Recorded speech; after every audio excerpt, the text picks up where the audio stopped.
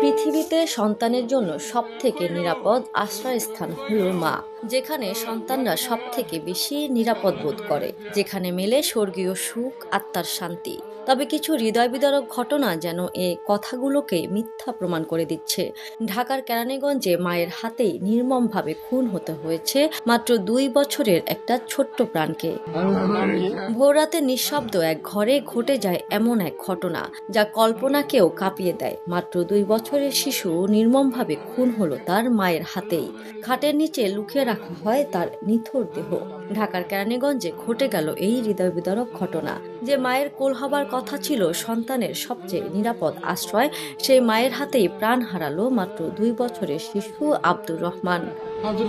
শনিবার 7 সেপ্টেম্বর ভোরের কোনো এক সময়ে আনুমানিক রাত 4টা থেকে সকাল 7টার মধ্যে ঘটে যায় এই হৃদয় বিদারক ঘটনা।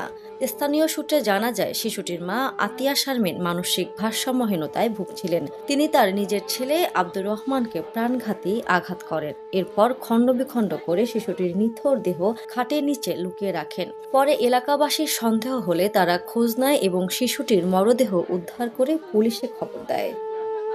কেরানীগঞ্জ মডেল থানার ভারপ্রাপ্ত কর্মকর্তা জানান, ঘটনাস্থল পরিদর্শন করা হয়েছে। প্রাথমিক তদন্তে দেখা যাচ্ছে অভিযুক্ত মা আতিয়া শারমিন মানসিকভাবে অসুস্থ ছিলেন। মরদেহ ময়নাতদন্তের জন্য পাঠানো হয়েছে এবং ঘটনার সঙ্গে জড়িতদের আইনের আওতায় আনার প্রক্রিয়া চলছে। এ ঘটনায় পুরো এলাকায় নেমে এসেছে গভীর শোক ও ক্ষোভের ছায়া। স্থানীয়রা বলছেন, একজন মাই যদি সন্তানের জীবন কেড়ে নেয়, তবে এমন সমাজে আর কার কাছে নিরাপদ থাকবে একটি শিশু?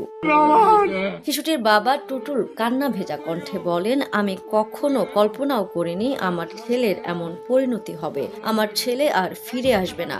আমি শুধু চাই এর সঠিক তদন্ত হোক, যেন আর কোনো বাবা মাকে এমনভাবে সন্তান হারাতে না হয়। এই ঘটনা শুধু একটি শিশুর মৃত্যু নয়, এটি একটি সামাজিক ট্র্যাজেডি, যেখানে মানসিক স্বাস্থ্য অবহেলা, পারিবারিক অসচেতনতা ও সামাজিক নিরাপত্তার অভাব একসাথে মিলে কেড়ে নিয়েছে একটি নিষ্পাপ প্রাণ। ফারজান ইলা, দ্য নিউজ।